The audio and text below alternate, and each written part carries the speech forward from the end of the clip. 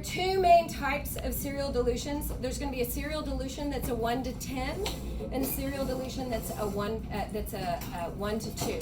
Okay, so I'm going to do the 1 to 10 first. It's the most common that we're going to need to know for you guys, and then or a 1 to 2. That's the other most common that you're going to do.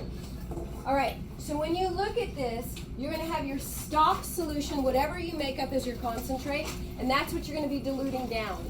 And what you're going to see here is this number here. This can be written as 1 to 10 ratio or 1/10. Yeah? This bottom number or this ratio here is your total volume.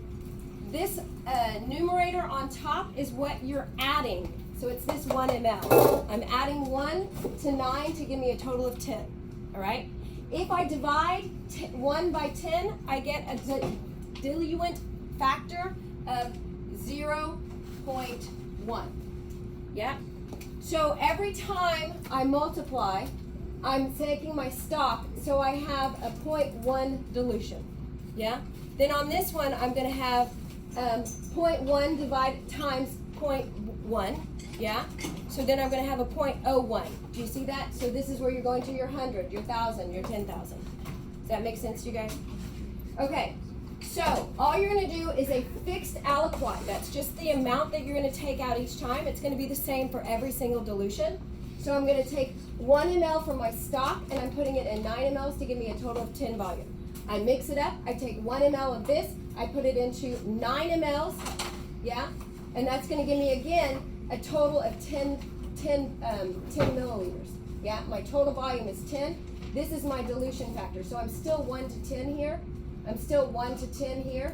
I'm still 1 to 10 here. But my dilution factor has changed because I'm taking 1 ml of a 0.1 solution. Then I'm taking 1 ml of a 0.01% solution. And so I'm diluting it by 10 each time I go.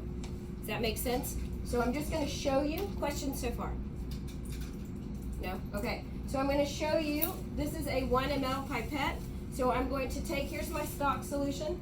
I've mixed it up really well. Hopefully this will work. And I'm going to take 1 milliliter of this, and I'm going to put it in 9 milliliters of solution 1. And then I'm going to mix it up really well. Okay?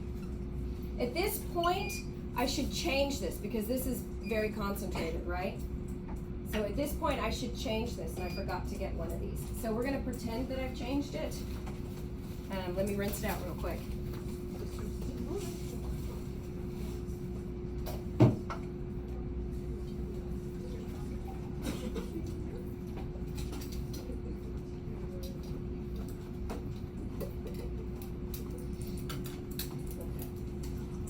Okay, so now I'm going to take, let's say I've changed it. I'm going to take 1 ml of this solution, and I want to be careful not to get air bubbles in there, and I'm going to put it in solution 2. Okay, I'm going to rinse it out again, but I want you to make sure you're changing your tips, not just rinsing them out. Now I'm going to take 1 milliliter of this one.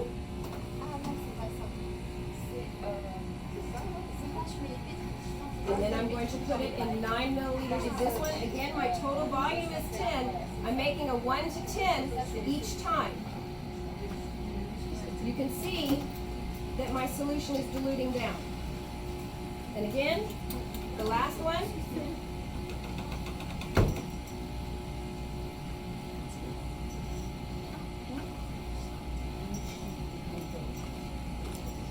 Okay, and I used food coloring so you could see the difference in the concentration. So this is 1 to 10. It's very simple, right? Okay, you want to stop that one? Okay.